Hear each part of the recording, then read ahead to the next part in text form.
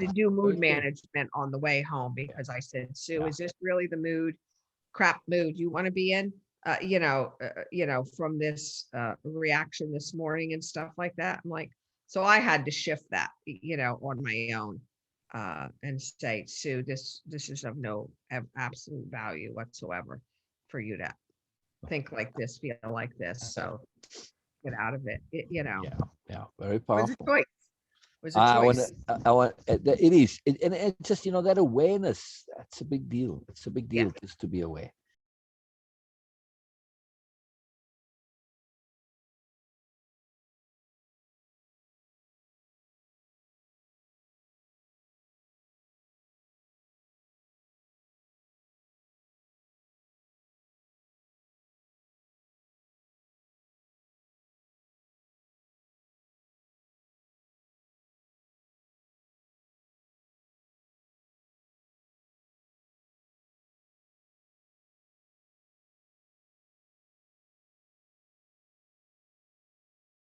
Buying intent, and then the Yeah. thing sort of collapses. And, And normally I it's, would say, don't worry about it. No, I just said to her, give me $25. I have to get something for my time. I went yeah. down And after also I got also after dinner. dissuade her from saying, so from dissuading her from asking so casually, or expectantly. Yeah. Yeah. Yeah. Yeah, very No. cool, very cool, very cool. Still though, it's still a bargain for her compared to what if she had to go to My somebody God. to Oh my repair it. God. They would, And she knows she can't replace the necklace. right, So I should have charged her more, but that was my friend. right. Just got a message from Robin right now. Yeah. What'd she say? Yeah, she says, let's see, having a bit of having a bit of slower pace day today. The first since I got back, noticing a difference in getting back into groove and reconnecting within. Was missing this feeling and how one becomes disconnected. Very Mhm, interesting. Very interesting. I'm not mhm. sure which feeling she means here. Yeah. Uh, Was it? Mhm. yeah, I mean, is it the feeling of being disconnected that she's missing, or the feeling of being in the office, Mm, being back into the groove, right, groove, or the yeah. reconnecting within feeling?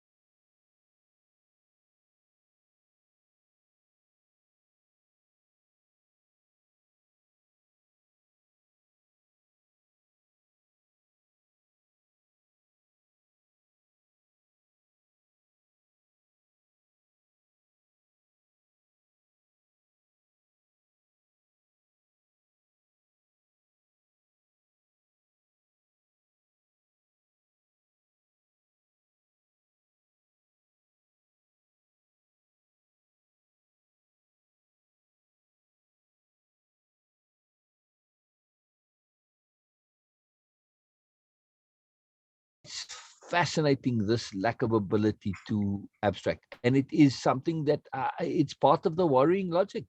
Yeah. Or was it for attention? Was it? Yeah, I don't know. Could be. Yeah. Could And be. But again, still, it's definitely I'm gonna part of the tell you worrying still, mindset. I Yeah, didn't want to go any deeper. I was yeah, done. good for you. Good for you. Good I for you. was done. I knew I had to draw the line just to get her over the Okay. fucking bridge, and then like we're done. I'm not going to talk about it the whole way. Which was the old me would be like, okay, let's talk about that bridge.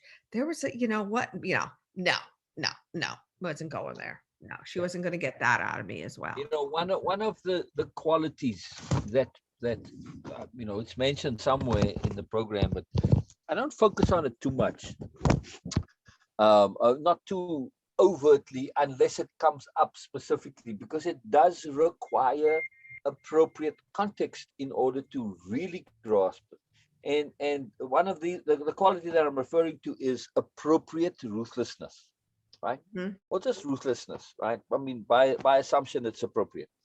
And this is an absolutely key quality in our overall makeup.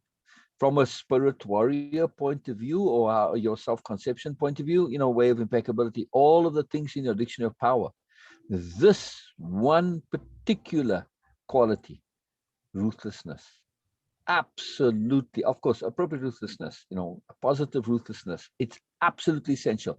Without it, you're going to get screwed over and over and over again. Yeah. That's Yeah. it.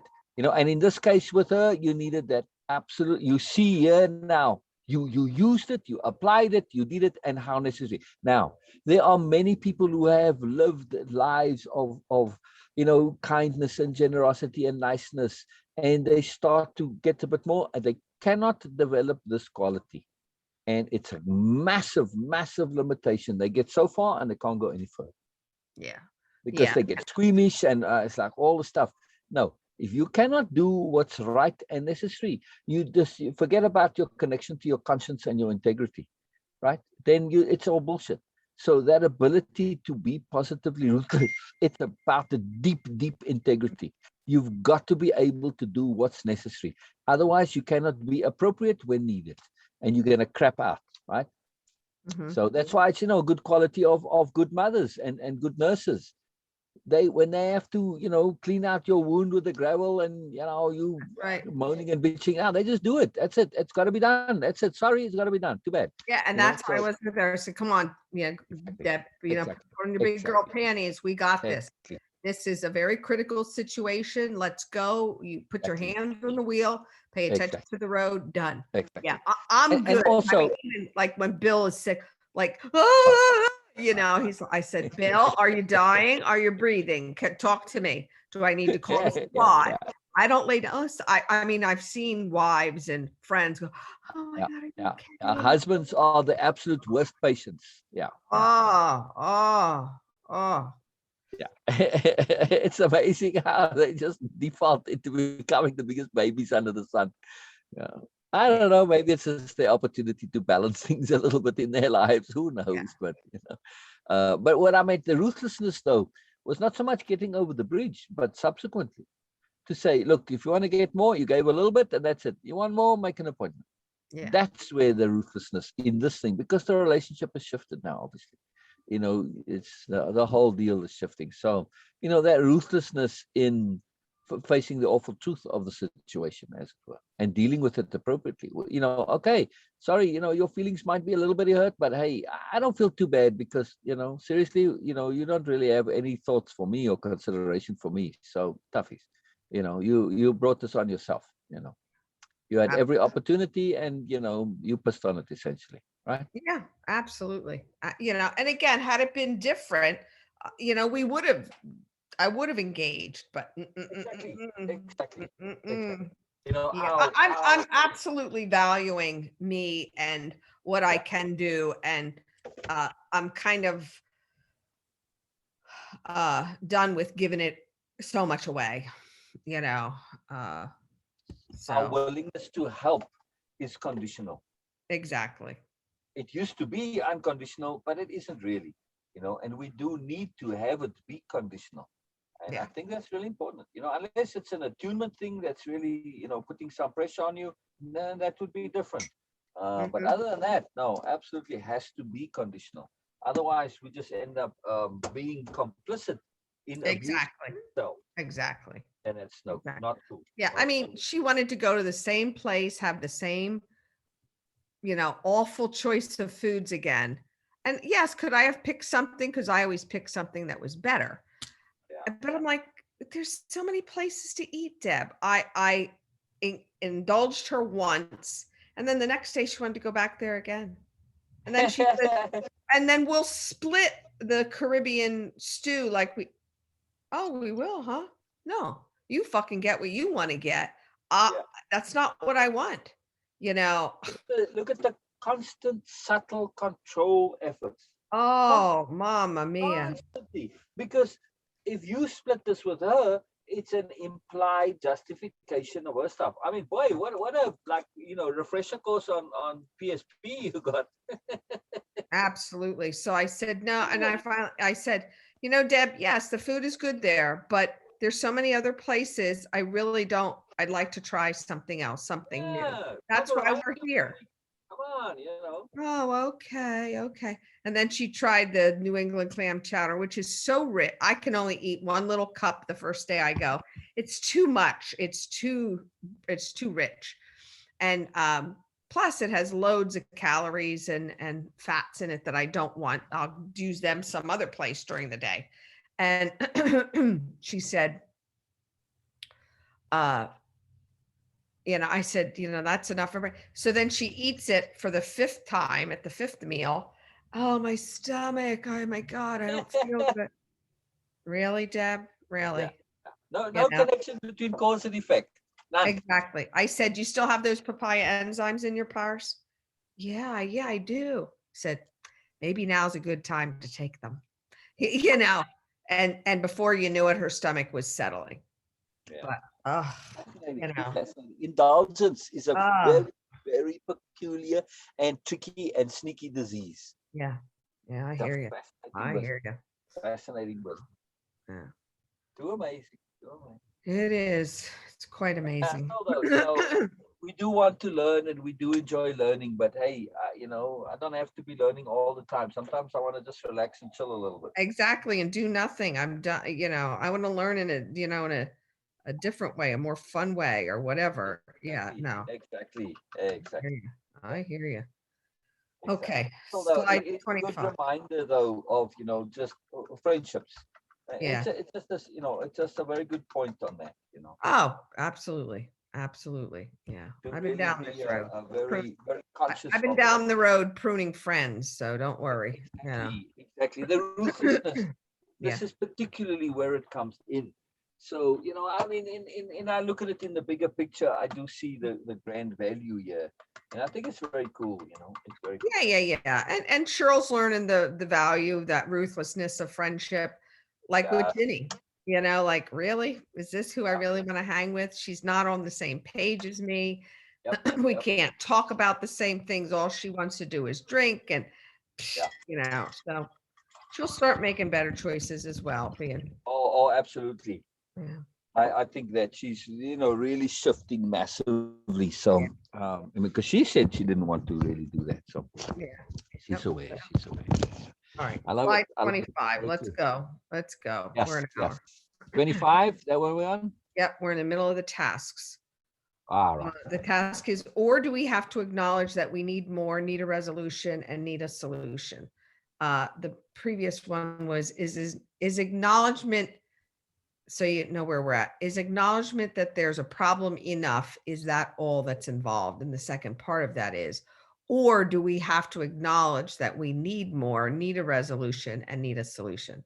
For me, we absolutely need the acknowledgement of more resolutions and solutions in order to grow. I mean, how can you not um, uh, acknowledge that there's more to this? Exactly. If you want to go further in your life. Yeah. Yeah. Yeah. Yeah. Yeah. You have to. You have to. There's no choice. No choice. What else does acknowledgement imply For me, this acknowledgement also implies that we don't have all the answers just yet, but we are receptive and willing to learn in order to grow. Uh, and again, this is, you can relate that to Deb this weekend with acknowledgement that there is a problem with what she chooses to eat, but she doesn't have all the answers. She doesn't know everything yet. Yeah. But be receptive to learn it. She was starting to shut. Oh my God, this is so hard. Oh, are you fucking kidding me? It's Do you want it or not? Stop complaining. If you don't want it, you don't want it. You know, be fat and obese, and that's it. Say, okay. I guess you don't want to get in the dress, and then you have to pay more money for a dress. Come on, Yeah. Too fascinating. Too fascinating. The next question is, does it now imply we need to take actual action?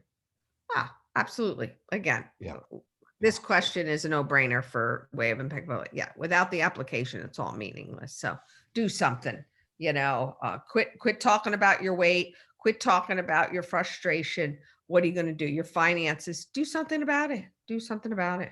I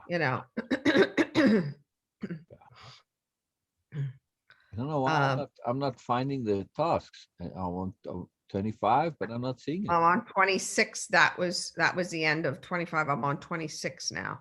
Yeah. Slide 26. Okay. All right. Trust is an acknowledgement. It's a quote. Trust is an acknowledgement of possibility. Takeaway. For me, without trust, there is no hope of possibilities, and we close ourselves into a box. Yes. Into a box. And the same thing with her. I think I said to her a couple of times, I said, trust here. Trust that you can do it. Trust without knowing. Trust with, Deb, So 27. And when we trust ourselves, this bigger trust. Yeah. Especially in the context of worrying. At some point, you have to bloody well trust that you can survive. And, you don't need trust that you don't need to worry. Correct. Otherwise, it's a possibility. Trust also acknowledging positive possibility, for Christ's sake. Like your friend Deb now, trust that you can drive across the bloody bridge. If everybody else can do it, why can't you do it, for Christ's sake? That's right. Yeah. What makes it different to driving on any other bloody road? Only your indulgent imagination making a big deal out of it. Mm-hmm. Yeah. But you see, in Deb's case, you can just hear in those comments, I can hear it through you, how all of that huff and puff and fuss and bother is essentially, I'm special. Mm-hmm. Yeah. That's the underlying thing of it, right? I can hear it so clearly coming through there. Mm-hmm. Yeah. In her mind, that's why she's doing it. It makes her special in some way. Some weird, convoluted, associative connection. This makes her special. Yeah. Mm-hmm. Yeah. I wonder what would have happened if he said, Deb, you freaking out and driving over bridges does not make you special. It makes you silly. Yeah. I don't know. I'm really curious, sometimes if we share so directly, and we may preface it to some kind of say, look, I want to share something with you really, really direct, because nobody else will tell you this in this direct way, right? So are you ready? You want to hear this? Then you get the agreement. Okay. All right. Yes. All right. Okay. You might not like it. I'm just warning you, but you make it like in a really big deal. And then when it comes, it's not as bad as they imagine it to be, especially for worry pots. And then you say, look, it doesn't make you special. It just, in your mind, maybe you think so, but it doesn't. It just makes you silly. Yeah. Absolutely. Your mind looks silly. It actually makes you silly. Mm-hmm. I'm very curious what would happen. I have seen directness like that have good effects sometimes. It's rare, though, we get the opportunities to share them, because it's high risk. It's very high risk. I kind of was that direct with Bernadette that last time I spoke to her, and I have to talk to her today, because she was kind of starting to squirm out of, I could feel it. She was trying to squirm, and I'm like, all right, Bernadette, I said, you make the choice here. This is about the rest of your life. You hate being full of anxiety and how much it controls your life and ruins your life from in your words, I said, so you have to be ready to not want that anymore. I can't do this without you having a full level of commitment. I can't. I can't. So make a choice, because I am not the Sue that's going to go out of my way and push this program on you because I know it will help you. Yeah. If you're not ready, you're not ready, I said. That's You know, it. and then it kind of puts them in a different, like, well, yeah. They make Exactly. you know. They get on the defensive now. They have to prove that they are ready, because otherwise, they look like knuckleheads and fools. Exactly. So Exactly. Yeah. it's funny how it works. It's funny how it works. Yeah. Very interesting. So slide 27 was the end, goodbye. 28 was a quote, says, my family taught me to care about the opinions of others. 17 years ago, I started a long, big city walk, feeling self-conscious and distracted because the colors of my sweater and jacket clashed. I used the rest of the walk to process my feelings and the situation. Here's my conclusion. I hypothesized that I would walk by 1,000 people. Of course, I guessed that 100 at most would notice the color clash. Most people think about their own clothes, not mine. Yeah. Of course, of those 100, maybe 20 would care. Of those, maybe 10 would show disapproval, say, perhaps with a frown. Of course, I might notice maybe 5 disapprovals. Of those, maybe 1 would be someone I would ever contact in the future. It's almost impossible that this person would ever mention how I dressed, and the equally unlikely that their opinion would influence what I wore in the future. You are In other words, my distracting worry about nothing. By the end of that walk, I realized that much of this is like most of my social worries. This realization gave me a sense of calm and freedom that still dramatically reduces at least this kind of stress. John Cooper, whoever he is. It's just it was just something that somebody, as a post or a comment that he made in group, and I just I asked him, hey, can I put it in? And he said, yeah, because I like the way he broke it down. Yeah. And when you read it, from the start, you're like, oh my God, seriously, you're worrying about this, and then you see the immersion bubble and how that reality. And I thought it was a really cool little piece to exemplify what's going on. And that was very cool. Very cool. Mhm. Yeah. Look and see, because I copied that the word hypothesized is spelled correctly. Oh, it depends on the English or the American. So it's English would spell it with an S, and Americans would spell it with a Z. No, there looks like there's no hypothesized. Oh, I just copied and left his spelling. I didn't necessarily pay I think attention. it's So let me go and see. okay. I'll check it. Yeah, it may be that I didn't catch it. Let's go and see. Let's go and see.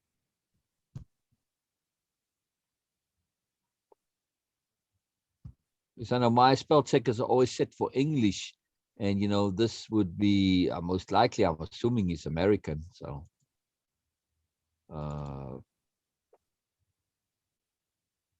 hypothesized. Yeah. There is an E missing. Yeah. I think it's an I. It's THESISED. Yeah, hypothesized. Yeah. Okay. Mhm. Yeah, so that is, it's just, I left it because the color is spelled American. So, Yeah, that's fine. but I'm going to put the Z in because hypothesized. Yeah, because this is an American spelling. So, okay, I did fix it. So, yeah, it was missing the E. Yeah. All right, very cool. Thank you. Mhm. Good deal. Module 2, slide 2. This is just all of the contents. Then slide 3 is assumptions of probability and potentiality. Worry is when we look into the future and put a negative probability or potentiality on the possible outcome. Well, there it was with her going over that fucking bridge. Yeah. The belief assigned negative belief is the actual worry. We are predetermining that it will be negative, and therefore we must worry about it. If it is a regular and reoccurring worry, then it becomes anxiety. Wow. So my takeaway is, for me, we create worry when we make self-fulfilling prophecies that a negative outcome will occur. When this cycle gets repeated, that worry turns into anxiety. Exactly, exactly. And that's what I so liked about that guy's walking it through, because he's thinking it through to the end, right? And they Correct. never do this, the worry pots. They just accept it. And, you know, okay, my things are clashing. Oh my God. And it's like, and they get caught up in that little bubble spiral. And just take it a little bit further, and then the whole thing implodes. They don't ever do this. And that's something really, really remarkable and very necessary for when you don't do that to be aware of. Mhm. We're talking about this yesterday with Erica. It's to me one of the prime responsibilities of awareness. It is to comprehend and understand unawareness. Yeah. It's very Yeah. difficult. It's very, very difficult. We forget what it was like to be in those bubbles. So we assume, because it's so idiotic and so completely mind-numbingly foolish, we forget that it it happens. It's that obvious before it becomes obvious. We Mhm. need to pay attention to the state just before it's obvious, and not assume it's automatically going to be obvious, because it's not. The Mhm. obvious is not automatically obvious. When you're in an emotion bubble, no, it's not. Yeah. Mhm. When you look at it from the outside, like that guy with the, he made the effort to actually think it through, and then the obvious became obvious. But Yeah. you do. So, when we have somebody like Deb now, and you actually walk them through the steps, but you've got to kind of lead, like lawyers when they lead the witness. You've got to lead the witness. Mhm. Okay, and what happens next? And what did you think was going to happen? Okay, and then if that, and then kind of, and then and then the whole thing implodes. But they don't do it themselves, because it's going to prove that they're foolish. That's why they don't do it. Fascinating stuff. Yeah. Slide 4. For sure, there are times that whatever is coming is negative and thus a legitimate worry. Worry here is still the exclusive focus on the negative aspects of the matter or issue. When we worry or have anxiety, we are actually insisting that there are only negative to what's coming. And that's, oh my God, that is just their life personified, blown up and Exactly, emphasized. exactly. It's too fascinating. Yeah. It's too fascinating. Yeah, Yeah. really, So my really. takeaway is, for me, we can choose to see only the negative and create worry and anxiety all by ourselves. True, there are negative situations that come, but that should not be the focus. Find the positive even in the negative. Even there with all her, and that's kind of what I think what I did with her. Like, Deb, you're a great driver. Why would this be a problem or a situation where you can't do that? You drive all the time. You're an experienced driver. So to get them out of that space of, oh my God, we're going to go over the edge. We're going to go in, oh, police, yeah, sure, it could happen. And you want to manifest it? That's what Bill says. I bet she was manifesting that. He's funny. Yeah,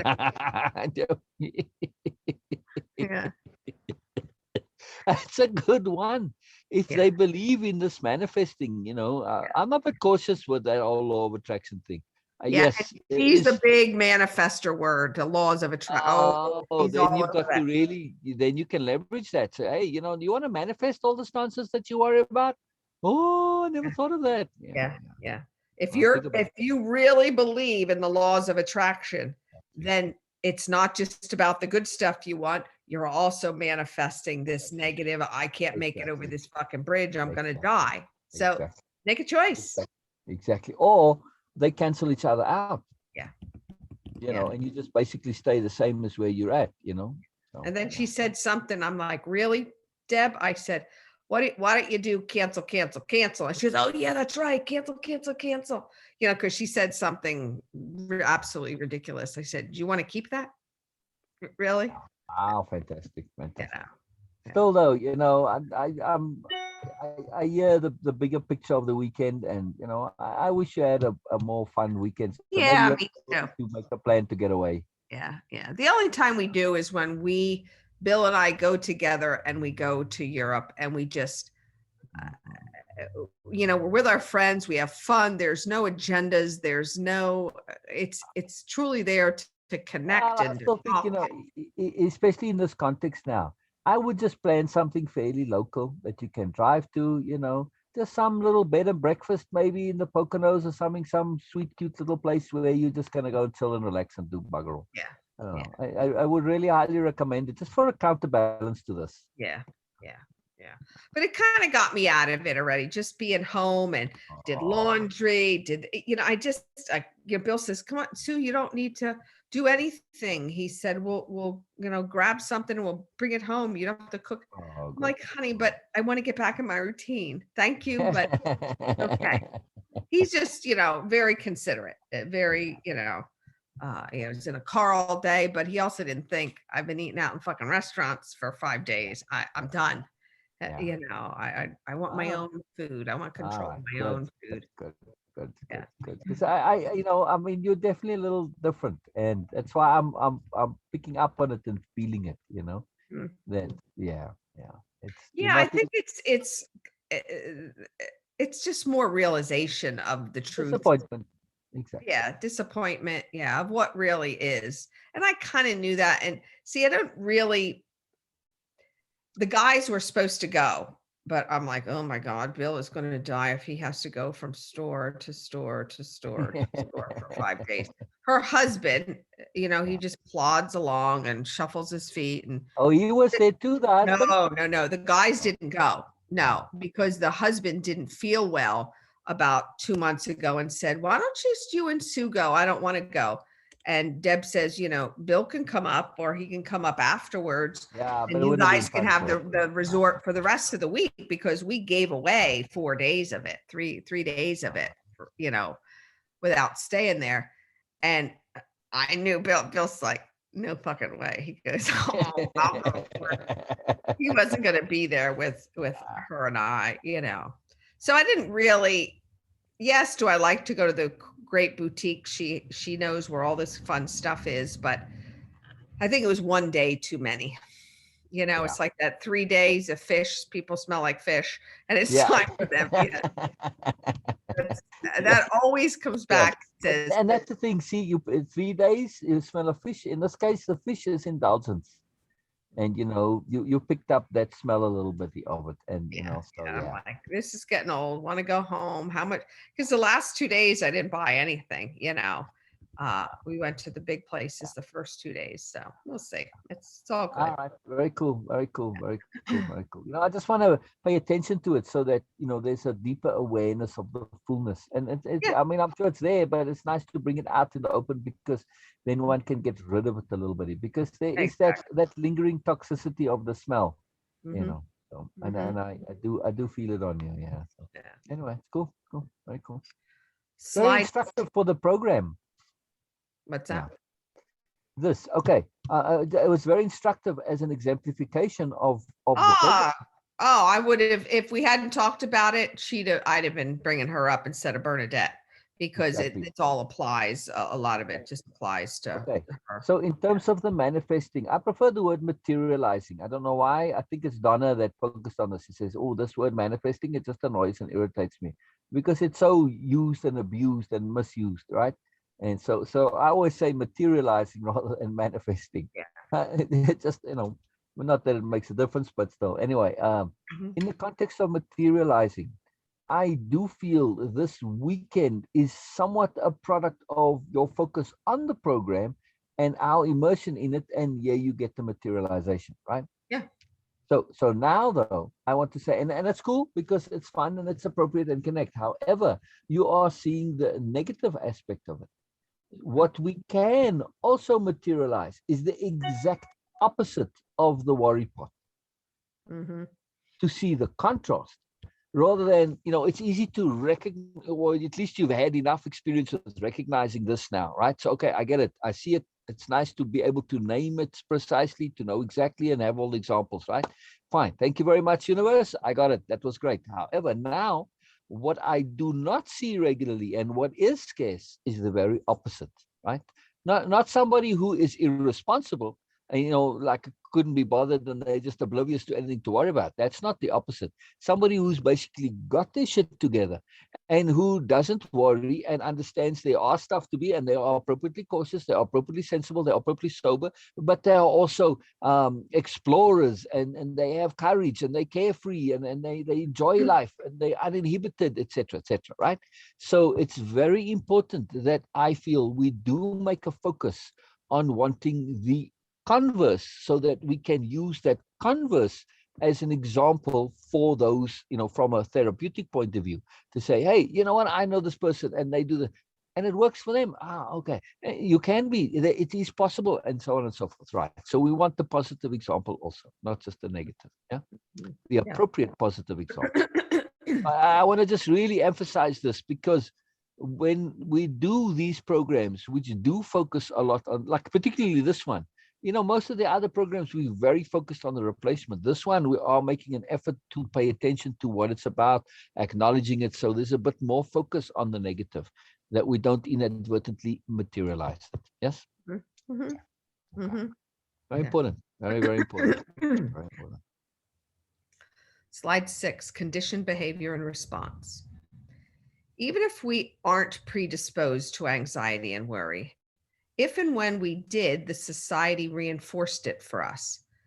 There is a subtle approval that worrying is actually related to caring about something, because it shows that you're a good person because we care.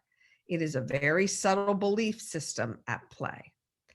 And then if we do not worry, we will make those who worry look bad. Yeah. So our authority figures sometimes hook their behavior onto us by focusing on the worry. Yeah. So if you're not already getting it from society, you're getting the influence or the inappropriate cueing from an authority figure, which is not real cool.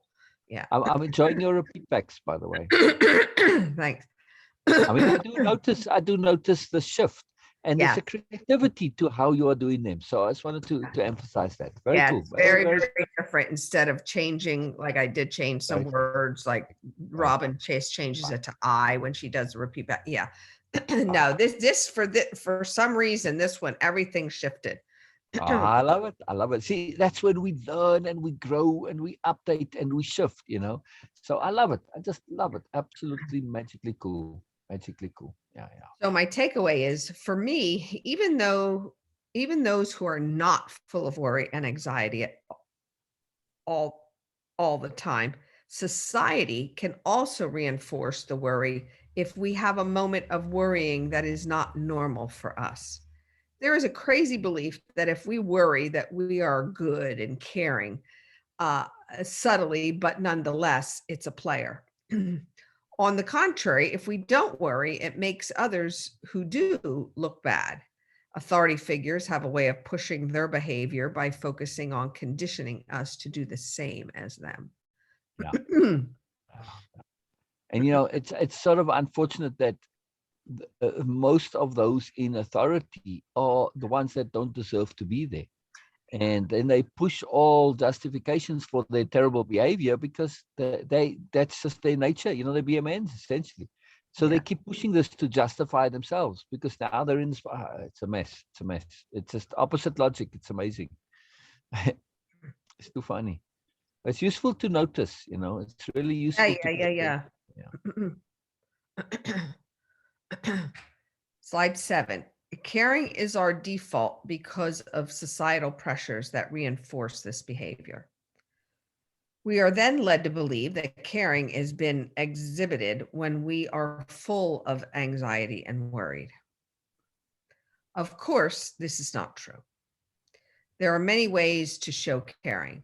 Mm. That is only one way, and surely not the best way by far. If we believe this, it reinforces the feeling, causing us to be in a caring slash anxiety loop. Yes. Yes. So Yeah. my takeaway is, it is truly a misbelief that the only way to care about someone or something is when we worry or have anxiety. But this is not the only way to care, and by the way, not the best way either. All Yeah. it all it really does is take the feeling of anxiety and attach it to the belief that that this is how you should care, and it actually puts you in a self-reinforcing loop of caring and anxiety. Yeah. Yeah. I don't remember now if I put it in here or not, but from what you were sharing with Deb, it so reminds me of this the feeling special, that Yeah, the anxiety and special part worry. wasn't in here. There was nothing about being special. Maybe in one of the other modules. Then I It don't know, but it yeah. was in, when you listed all those things about maybe you feel special, but I don't remember it. I Yeah, don't. I think I was a bit cautious to put it in because, now we are getting into the real deep psychology and the deeper motivations for it. And if they really start to press on this, if at least through the session, the online session, it's something they can back away from quickly. But if it's in a Zoom session, then you can deal with it as appropriate, come at it from the different angles, ease it in there, to be diplomatic about it, because it's a very sensitive issue and it's the core Exactly. of the issue. It's the core It's of the just issue. like if you say to somebody, put that special twist on it that they think it's a good thing, and then you're bringing it as a bad thing. Same thing as even like the word about, like, if you're being weak. Right, right. Do you really want to say that to somebody? There's a way to use a Yeah, different yeah, word that's going to yeah. bring a different It requires reaction. extreme finesse and sensitivity to deal with. But that's the bottom line of all this anxiety and worry. They do it, it makes them feel special in some way. And even worse, though, if they this whole special idea, it is you saying they use it as a justification and and a validation for not being king or queen of the world, because, well, there's a reason, and it's excuse for not being special. Mhm. So they say I'm special in that I've got some condition and something, some weirdness, some really peculiar thing that's of no fault of my own, and this causes me to be compromised. And because I'm compromised, I can't be fantastic, right? Mhm. So it's a way of basically saying I'm not special because I'm special. Yeah. Yeah, it's the whole labeling thing. Whether it's the disease or Oh, exactly. Oh, I saw this when I was a kid already, and I uh, saw how they people love to say, they "Oh, they I've got this syndrome or this thing," and yeah. it was an excuse to get out of everything. They live That's and it. die by that. They make Yeah, sure that yeah, they use it to their benefit, to get either attention or compassion or something. yeah, And yeah, yeah. yeah. Now, I mean, really, I have Parkinson's. It don't yeah, stop me from doing anything. exactly, exactly. It's all bullshit. It's all just ego bullshit. Hierarchy, superiority, rubbish, nonsense. Um, for me, I was always quite happy to say, hey, I'm in the middle of the pack, so bloody what? What the fuck difference does it make? Am I happy? Well, yeah, okay, well, that's what counts. So there Yeah, you go. I don't care if somebody else is more or less happy than me. I care if I'm fucking happy. That's it. End of story. exactly, exactly. Again, even that whole, with Yeah, yeah, making millions, that, everything is yeah, you want to increase your income? Not exactly. really. Exactly. I would certainly like a little more, Yeah, but yeah, I'm happy. All that, exactly. all that money, extra money is extra time. It's extra effort. If Exactly. I was 20 Exactly. years old or 30 years old, it might be a different story, but not at 64 years old. Oh, shit, man, come on. Come So on. for me, the way to resolve this is to say, you're so worried about being special and in the hierarchy, but pay attention to the effort and the reward. Is this really worth the bloody effort? And that's the criteria, whether you want to decide or justify it. Just say, is the effort worth it or no? And it's your choice. It's That's right. individual. I'm That's the right. only one who can say how much effort is worth the reward to me. Right. So hey, I don't care what all your bloody nonsense. If it isn't worth the reward to me, end of story. You know. Exactly. And it's the same thing I kind of was saying to Bernadette. If the effort, because I said this is going to require you to do work, and then I'm going to give you 4 hours of my time each week, you know, together with you, and then you've got to do additional on the side. So if you don't think that, you know, you don't get anything for nothing. So if you don't think that you want to put that time in or can, that it's not worth it, then we're stopping right here. Same thing with Deb. I kind of said to her, if you don't think paying attention to your macros and proteins and fats in the overall big picture is worth your long-term health, then honey, I can't do a fucking thing for you here. No, you know, don't hang me, don't string me along here when you're not, you know, committed, you know. Yeah, Jocelyn and I have that conversation a lot, you know, about it's that commitment, it's that motivation, and finding out, you know, you only really want people, and you're no different in this program. If somebody isn't in it to be in it, it is a waste of your time, Sil.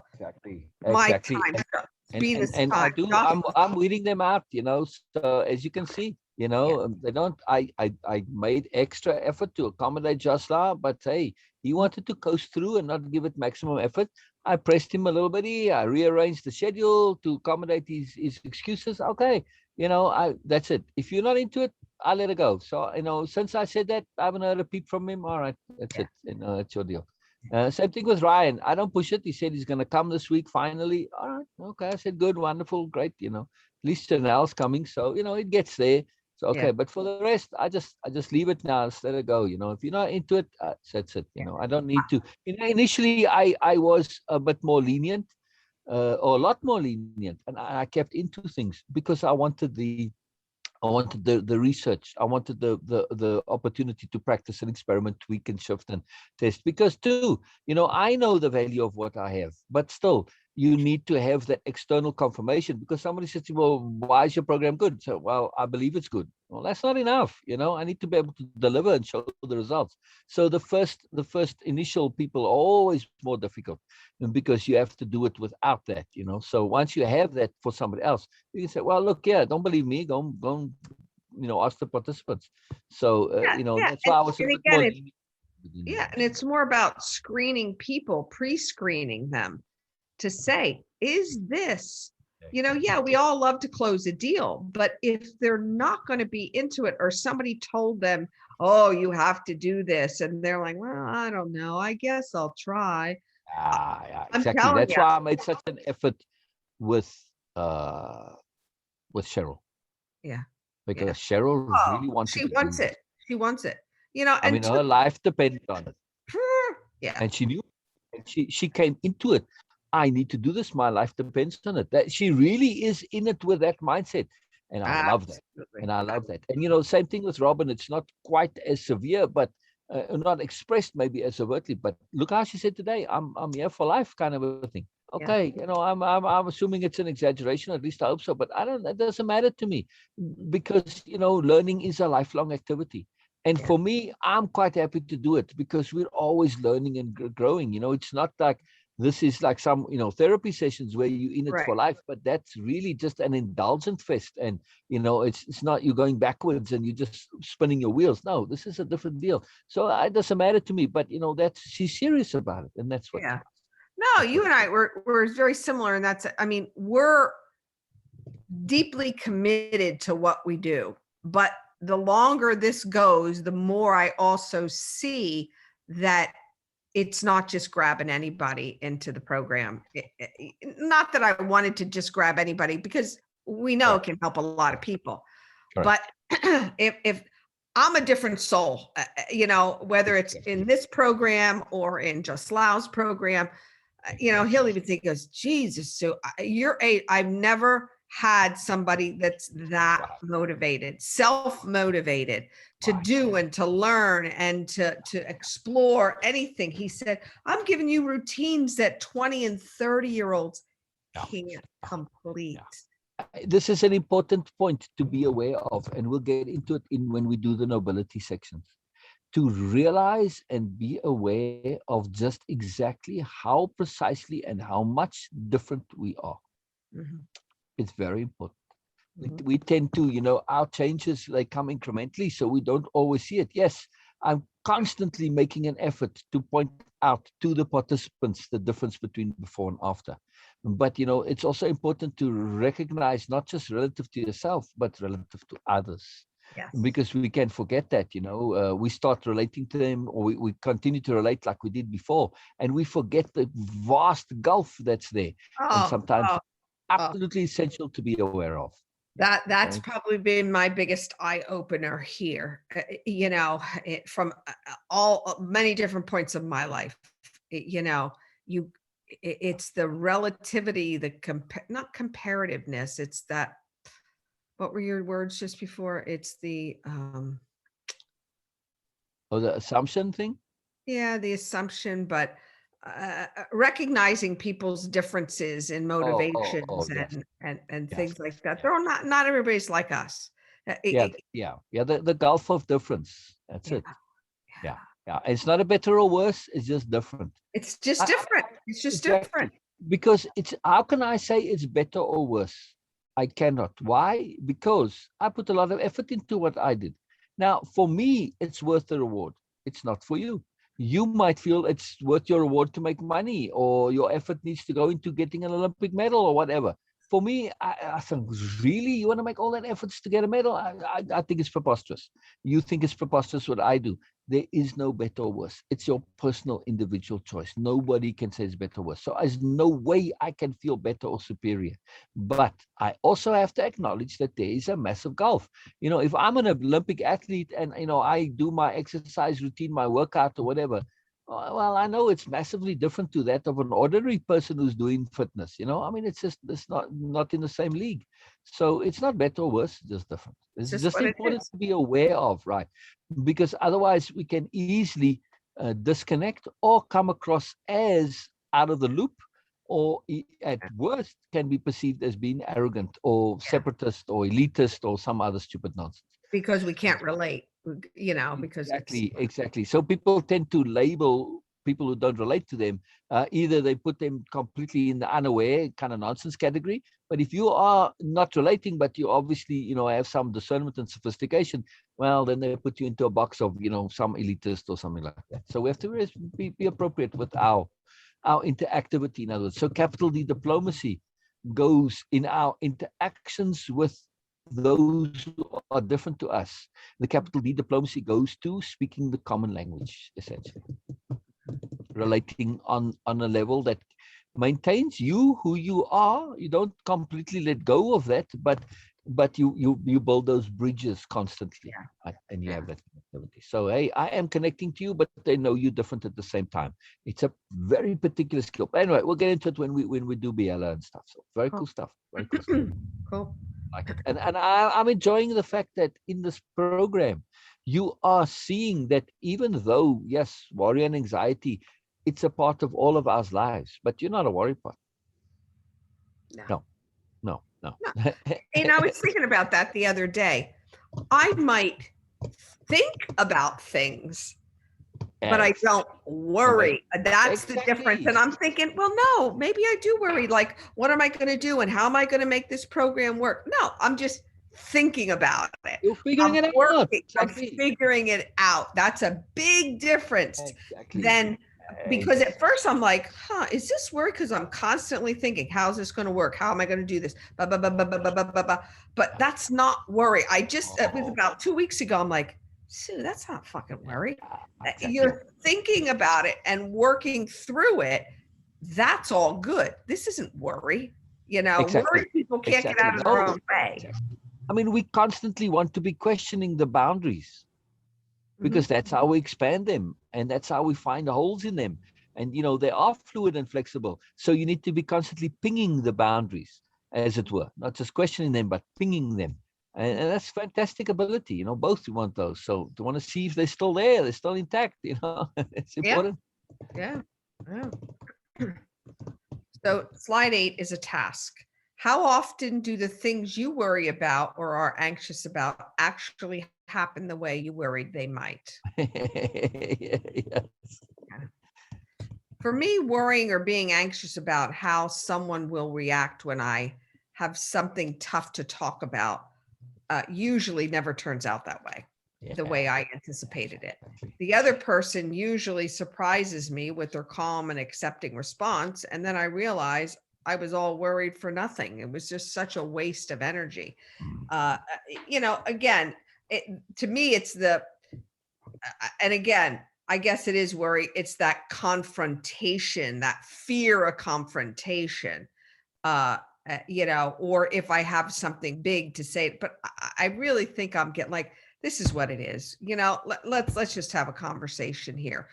I don't find myself thinking about it for weeks and months and stuff, and then getting the courage to say something anymore. I'm like, all right, just spit it out, Sue. I've seen so many times through this program, whether it was the Barbara and the Santas, the therapist, the Williams of my life, all these different things. I let them eat me alive for all these years. The minute I took ownership and responsibility of myself, it all Very changed. It all changed. exactly. The minute I took ownership and responsibility of myself, for myself, it changed. Yes, yes, Big freaking deal. Yeah. yeah, yeah. Yeah. Assuming responsibility, assuming full responsibility, it's incredibly life changing. Yeah. Fantastic. And Fantastic. when you assume your responsibilities, worry can't even come into the picture. There's no room for it. Exactly, because you chose. You freaking chose. You choose knowing what's going on. How can you bloody complain? Yeah. Very cool. Very cool. Very cool. Yeah, no, in terms of ideal participants, I mean, Cheryl really is there, it's very cool. Yeah, Yeah. definitely. Actually, not, my original vision isn't actually Cheryl though, but still, she's still an ideal participant. Oh, Yeah. yeah. I mean, my original vision was somebody who's very happy with their lives, who's not looking to solve anything in the past or therapy. They're content, they've got everything, but they want more. That's really my original vision. But Mhm. Yeah, and part of me thinks I fell more into that realm. I wasn't dissatisfied with my life. exactly, you were absolutely in that realm. You had Yeah, everything, but that yeah. I'm There's like, why always can't stuff I comes learn up. more? Exactly. There's always more, and you're always going to be connecting back to stuff. But still, but yeah, no, Cheryl is very close. It's in terms of what I'm saying, she's ideal in terms of her intent and her desire to learn. The rest, I don't really care about. If you've got that intent and the desire to learn, doesn't matter where you are in life. I don't care. It's absolutely relevant. You want to learn, that's it. And you're keen to Here learn, we you enjoy learning, that's it. So, yeah. What are the actual statistics involved? I guess it would Yeah, how many actually track this? Did you? Yeah. No, I I'm see. saying how many actually track it? Yeah, well, I've tracked it absolutely. Yeah. But yeah, Yeah. For me, I'm not sure about the statistics, but I would bet the probability of what I think might happen is very, very low. exactly. The negative part, Yeah. What? Yeah, yeah. I mean, in my mother's case, with her friend on those weekly calls, it was zero. That's Yeah. it. And never once did the stuff that they worry about that I ever remember actually come true. True. Not Yeah. one single time that I could ever remember. And I just marveled at this week in, week out. I said, "What about last week? You don't remember the thing you worried about? It came and it went. It's gone." It didn't matter. Yeah. It blew my mind. It just really kind of messed up my head. The absolute, just crazy ridiculousness of it. It's fascinating. Yeah. Yeah. Question: how often do you even check up on whether or not things turned out the way you worried they would? For Yeah, me, usually never. I usually let them go and after they turned out and accept the way that they were supposed to turn out that way. exactly. But now ask this question of Deb and Bernadette. How often do you talk about things that turned out the way they were? What would they say? They would be like, what? What do you mean check up and see if the things turned out the way I thought they are worried they would? It's an incomprehensible question to them to actually follow up and see, did the calamity that you were worrying about, did it actually turn out to be a calamity? Put some cause and effect together and build up a database to say, wow, no, it didn't. Oh, so the worry was for nothing. Mhm. Yeah, Yeah. they don't want to face that truth that their worry is ridiculousness. Exactly. But if they do it, then it can give them some peace and ease because there is the internal bureaucrat that's got too much power. You need to set that internal bureaucrat at ease. So It when you present them with this evidence, oh, okay. Well, I guess I don't really need to worry so much. All right. Yeah, no, you don't. See, there you've got proof. They need the proof. They need the proof. It's a very important step. That question is very, very key. Mhm. Very key. Yeah. I like the next question. How often do you deliberately worry? What's implied with this question? For me, the implication here is that I worry on purpose or that I have things that I should be worried about. Yeah. No, it makes you, how often do you deliberately worry? I'm like, do I worry? It makes you question, Exactly. are you worrying at all? And Yeah. what's your motivation for the worry? If you deliberately worry, are you doing it because you really are concerned about the thing itself or for some other reason? Yeah. So to show that you are worrying. Yeah, I know worry pots that deliberately worry because they need to show their boss or their parents or whoever that, oh, they're worried. Yeah. Look, I'm a concerned person. I'm a good employee. Look how worried I am. Yeah. Yeah. I have like a really weird alert now about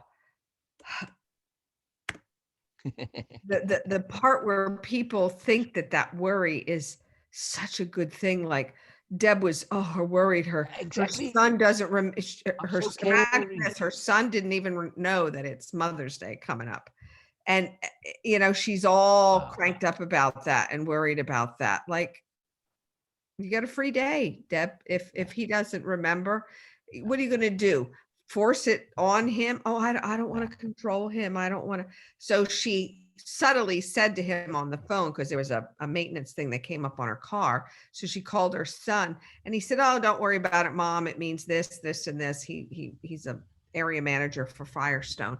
And he said, next time I see you, I'll check it for you. She said, oh, so when will that be?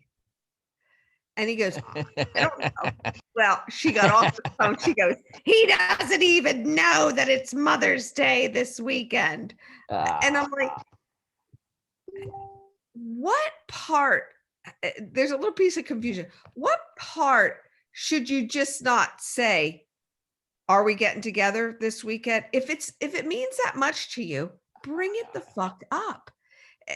It's dancing around this thing. Well, I don't want to be controlling, but she's very passive aggressive and she does her controlling and cueing in such a different way. I don't think she even realizes that she does it.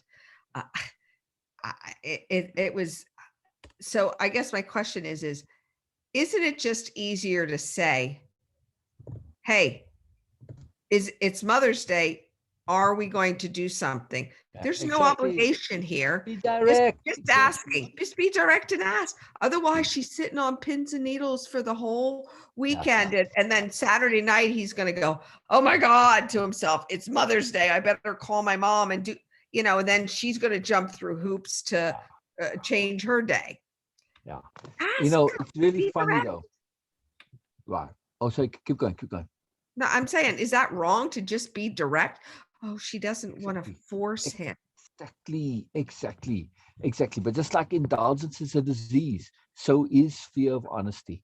It's a very peculiar disease. It's a very, very peculiar disease, one that's been trained into people, particularly worry pots, They were taught as kids, oh, you can't talk about this, you can't say this, what do people think of you? And they are trained to be dishonest. And they have an anxiety and a fear about being honest, not about being lying. It's fascinating. Well, and lying too, of course, but specifically honesty. They fear it. It causes them a lot of stress because they can get into trouble from being honest. Sharing the awful truth, saying, if you're honest, well, you'll hurt people's feelings, all the stuff, So they can't really be honest easily. It's a big source of stress for them. It's very important to be aware of. That kind of really the whole trip, because she talked about it so many, it's like, why can't you just ask him? Exactly. Because was going to go through her husband and say, oh, maybe he'll bring it up and then we'll see what. Exactly. That fear of being direct and honest, it exposes you. And of course, exposure is very risky. But she has that weird directness that sometimes is inappropriate. Like, well, what time are we going to get up? When I want to get up. Oh, okay. I guess that was pretty direct. When you suppress yourself for so long, at some point it's like you're stuffing stuff into a box, and the compression gets too much, and then it springs back out again. It's that same thing there. So it's fascinating. It's really, really fascinating.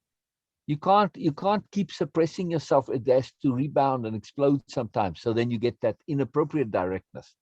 It's like your subconscious trying to tell you something as well. It's too fascinating. Incredible. But yeah, fear of honesty. That's really something. It's one of those totally nonsensical opposite logic things, but it's there. It's very much there. Especially how they've really been taught to be that way. Yeah. You see it in kind of high society types, upper class, where it's all about image and appearance. You particularly see it there, status and appearance, and you can't ever reveal that there's not like, what do they call it, don't wash your laundry in public or something, and you don't air your family stuff in public and all this stuff. And it's like, man, the pressure on it is like crazy. Whereas, you see people live in rough neighborhoods. It's like, they'll talk about, well, my mother's on drugs or whatever. It's just part of the conversation. It's like, there's nothing, and they tend to be much more forthright and honest. But also at the same time, they're much more accepting of indulgences and, stuff like that where people are really in a mess. So it's not really a better or worse to it, but particularly this aspect of fear of honesty tends to be where that premium is on image. Now, in the rougher neighborhoods, look like the whole the sort of gangster logic, right? In that vibe where they push, I'm all tough and, all this stuff. Images, equally status, equally important, so. Yeah. It's and that expression is when you don't want to air your dirty laundry. Air your dirty laundry, right? That air was your dirty laundry. Air it, yeah. It's amazing. It's amazing. So it just is fear of honesty. It's incredible. It's incredible. Yeah. Does your worry and anxiety need to be a habit? For me, absolutely not, unless this is a habit for cautionary or preemptive strategy of which you recognize the need to be worried, but do something about it. For example, someone who worries that their house will be broken into. If you're in a bad neighborhood or you want things protected, then take extra measure to properly lock your house or whatever whenever you leave your house or have cameras installed. I mean, yeah, if you're in a bad area and the chances of it are high, yeah, that's a good worry. So if you care about your contents, then do something about it. Right. The key is a preemptive strategy. Exactly. If you feel your worry is appropriate, make sure it results in action. Otherwise, it's inappropriate. That's it. Then you've got to change something. Otherwise, you've got to live with the worry and say, if there's nothing you can do about it, then you just have to accept nothing I can do about it, right? I mean, you could say, well, I worry about a meteor falling on my head. Well, fine, but it's pointless. Then wear a fucking helmet. Exactly. The only problem is with the helmet, it's not going to stop the meteor. I'm being funny. No, I agree. Really? Exactly. Or, live underground or something then. But if you can't, then just you have to accept that's fate. If it's going to happen, it's going to happen. That's too bloody bad. So you have to get fatalistic at some point. Otherwise, your life's going to be miserable, and then stop living, for fuck's sake. If you're going to be all that bad, that's it. Sorry. Give it up. Give it up as a bad job.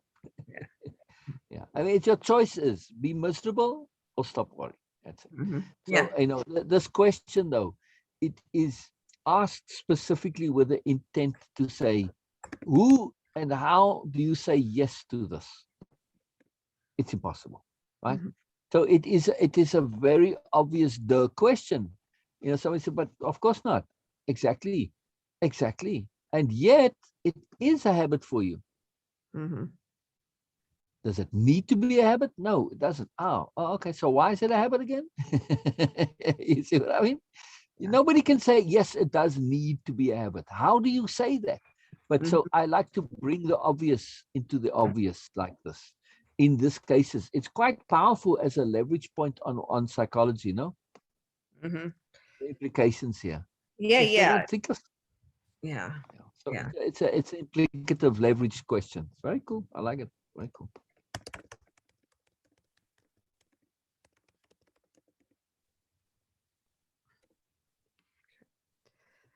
Pay attention to how your worrying and anxiety is subtly reinforced and entrenched by others and society. Report on what you observe. For me, for example, it is easy for some to get full of worry and anxiety about the coronavirus. So, because the media's fear-based reports, which hyperstimulates them on a global level. I mean, that's where that worry can be entrenched and reinforced. I mean, I think that's a perfect example is the coronavirus. Yeah.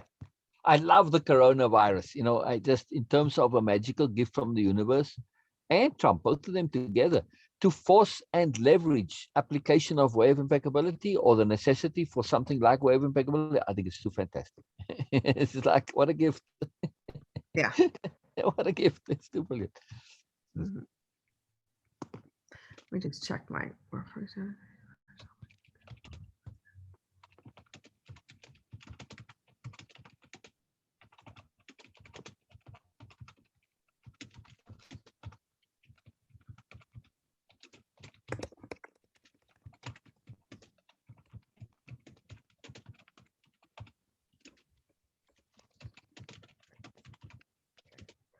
What are other more useful and personally rewarding ways you can show and demonstrate your caring?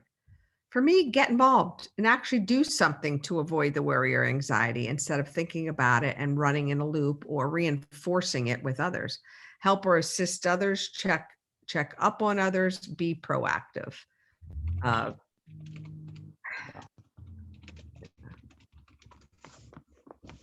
listening. Slide 9. Where Folly. did you get stuck there? Where did you get stuck there? Sorry. What's that? You got stuck on something there, it sounded like. What are other more useful and personally rewarding ways you can show and demonstrate your caring? Get involved and actually do something to avoid the worry or anxiety instead of thinking about it and running in a loop. Help or assist others, check up on others, be proactive. I don't know if I had enough details. Yeah. Well, I know it's more than enough. I mean, be positive, be joyful, for instance. That's a fantastic way of showing your caring, right? Be attentive, listen, pay attention. So,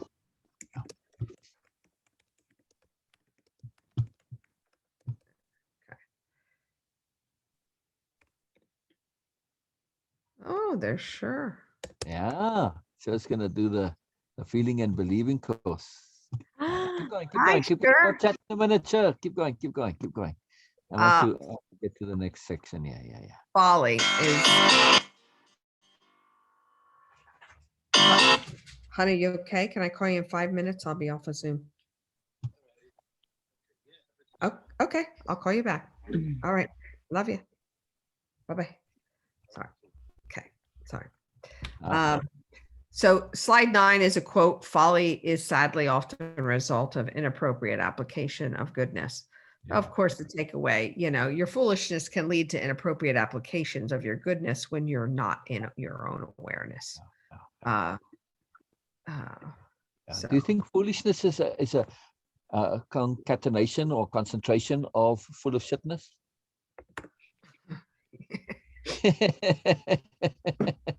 I never thought of it before, but the way you said it, I for a second thought you said full of shitness.